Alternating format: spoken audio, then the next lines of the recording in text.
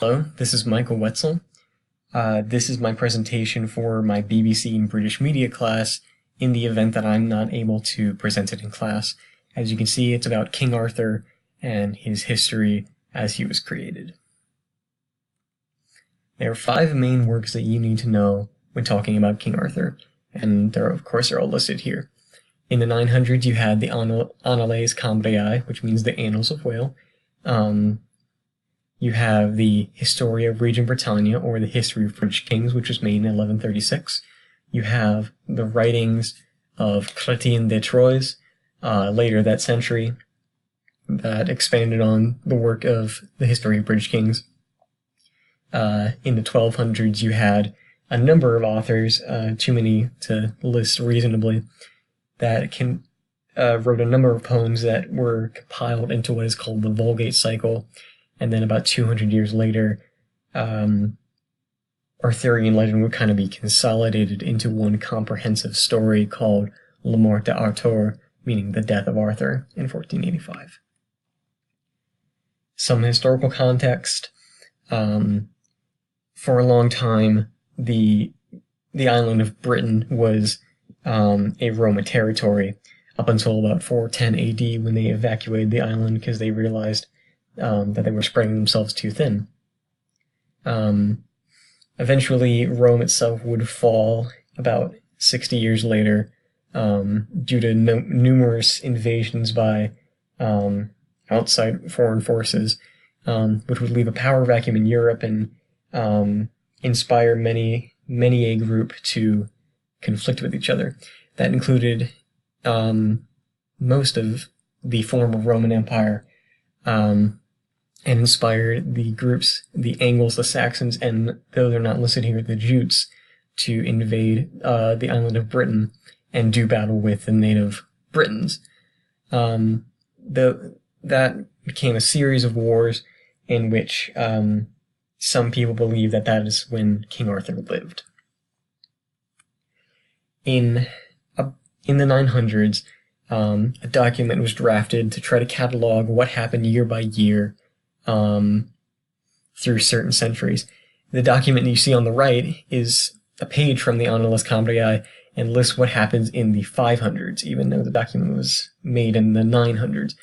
And that means it doesn't have much detail, as you can see. Many of the blanks there are just stuff where they didn't know what happened or just couldn't think of anything notable to write about.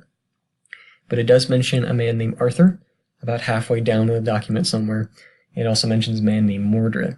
It mentions that both of them were in battle. It does not say whether they were against each other. It only says that both of them were in battle and they both died in about 537 AD. And later on, a man by the name of Gregory of Monmouth, you can see on the right there, he would create the Historia Regum Britannia to provide context to Arthur's life and make it a story, make it a legend. He introduced the characters of Uther Pendragon and Merlin, who would conspire together to have Uther Pendragon have a son named Arthur, who would go on to take the throne at age of 15. He would take over the entirety of the British Isles, some parts of Scandinavia, and even make his way into Gaul, which effectively made him declare war on Rome, which was still an empire in the story. And eventually he would conquer it. Some versions of the Arthurian legend have him taking over Rome itself, though that is not in Gregory's version. While Arthur is away at war in Gaul, which is now France, he usurps the throne, and he is killed by Arthur and Mordred kill each other in the Battle of Camlan. Killed there is in quotations because some versions will have Arthur only mortally wounded. Either way, he will be shipped off to a mystical isle named Avalon to be healed of his mortal wounds, and it is said he rests there to this day. This version or Gregory's version of the story has him being healed by one of 9 Fae or fairy sisters this one named Morgan, which she will change and become more important as the story continues to be created. Later on, a French writer by the name of Chrétien de Troyes, he decides to make his own spin on the story. He creates Lancelot as a character, specifically as almost...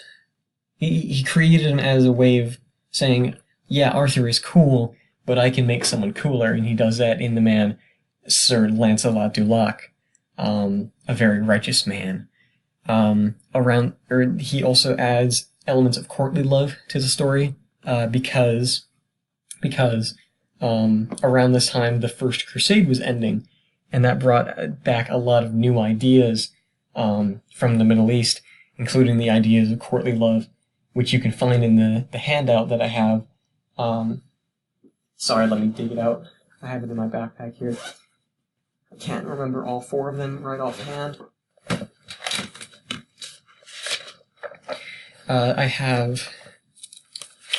There's love for love's sakes, meaning that if there is love, it should be pursued. There's exaltation of the beloved lady, which is the idea that you should love your lady to no end, almost treat her as a goddess. The ennobling power of love, the idea that being in love by default makes you more noble than anyone else, and love as a desire never to be fulfilled, meaning that even when there is love, it does not mean it can always result in a relationship, which we see in Lancelot because he takes a liking to a woman named Guinevere, who is, at this time, Arthur's wife. Chrétien also introduces a grail, not the Holy Grail, just a grail that is quested for by a man named Percival, also called Parzival in some versions. Another thing that happens here is Morgan, who heals Arthur, is given a backstory in that she is an evil figure. She wants to overthrow Arthur and Guinevere, but later changes or has a change of heart and becomes the woman who heals Arthur on Avalon.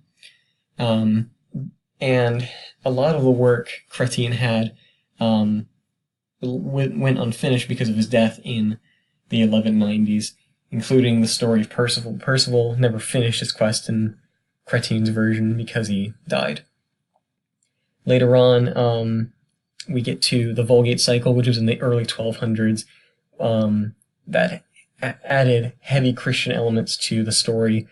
It made the Grail from Chrétien's work a Holy Grail, and it also gave Merlin this backstory of being an attempt at creating the Antichrist, but was thwarted by being baptized almost immediately, though he retained some magical powers, including being able to prophesize. This version of the story also introduces the Sword in the Stone. It is placed in an anvil in a stone by God, which calls back to actually a Bronze Age technique in Britannia, where swords would be, or when you cast metal, it would be poured into a mold, and when it was hardened, it would be pulled from the stone, and it was usually a very hard technique to pull off. I have a note there about Excalibur and Caliburn. There is some versions of the story that say that the sword that Arthur pulls is Excalibur. Some versions call it Caliburn. They're the same name. Caliburn is the older version of the word that comes from a Welsh word, Calfin, I think is pronounced, that just means sword. There's also a Latin word, Caliburnus, which also means sword. Excalibur is just kind of the French version of the name. Very early versions of the myth just say that the sword that Arthur pulls from the stone is not Excalibur. It is just a sword that makes him the king of Britain by pulling it. The Vulgate cycle also introduces the character Galahad, which, like Chrétien creating Lancelot, Galahad was created to be better than Lancelot and Arthur.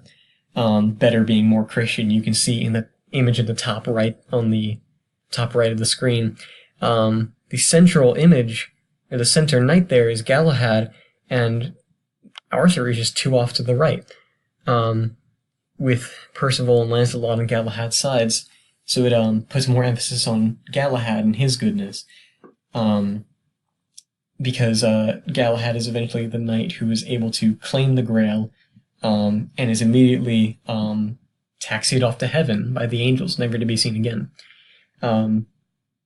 With the heavy Christian elements, it also decided that Lancelot needed to have consequences for his affairs with Lady Guinevere, and that led to him being rejected by the Grail when he tried to approach it himself, either before or after Galahad took it. Or no, I guess it would have been before, since he took it. But Lancelot approaches the Grail, and the Grail deems him unworthy and launches a fireball at him, which locks him unconscious for an amount of time. But eventually, Arthur comes to Morgan. That's another thing. Morgan is still that evil figure in this version and later reforms. But after she reforms, Arthur finds her while he's traveling, and Morgan reveals to Arthur that Lancelot and his wife Lancelot and Guinevere had been having this affair. So Arthur chases down Galahad, he chases him down to France. Does not kill Lancelot out of respect, quote unquote, but he returns to England, where he finds that Mordred has usurped the throne, Guinevere has fled, and the Battle of Camlan takes place. And it kind of gives this idea that Lancelot caused the downfall of Camelot by having that affair. So it gave him consequences. Eventually, Lancelot is said to have become a monk, and because he's a monk, he's not allowed to be buried anywhere but the monastery's graveyard, which means he can't rest eternally with his lady love Guinevere. The last major update to the Arthurian legend was Le Morte Arthur in 1485, which not only consolidated a lot of Arthurian legend, but also put it in the language of the time, French. It introduced the Lady of the Lake as the person who gives Arthur a sword, or gives him Excalibur, so that gives credence to the idea that the sword he pulls isn't Excalibur, but the one he gets from the Lady of the Lake is Excalibur. And it is also a way that Arthur can retrieve his sword whenever he pleases, just by asking a body of water for it. The Lady of the Lake is also introduced as a person who, after Lancelot leaves his home in Gaul, he is taken in by the Lady of the Lake to be trained, and that's the explanation for how he becomes better than Arthur. Yes. Many people will ask, well, why does this matter? Why does King Arthur matter? Well, the short answer is a lot of people care about King Arthur. It's uncommon to find a person in the British Isles who won't believe it's at least some aspect of Arthurian legend or any of its magical elements. He's also he's the one credited historically for uniting Britain as a land and as a country, as you can see in the bottom right there. Arthur introducing himself as King of the Britons in Monty Python and the Holy Grail of 1975. The King Arthur tale is a good example of cultural intersection rather than collision, where as many Christian elements were being added to the story, many pagan elements or many historical things were being added at the same time. For example, the Lady of the Lake is very clearly some kind of or is comparable to a Greek water nymph, and there it is being added in 1485 in almost the height of the Middle Ages. The same could be said for Morgan Le Fay, which means her name Le Fay means the fairy, and throughout all of that, she keeps her magical powers And even at some points, the magical powers aren't even seen as witchcraft; they're seen as helpful.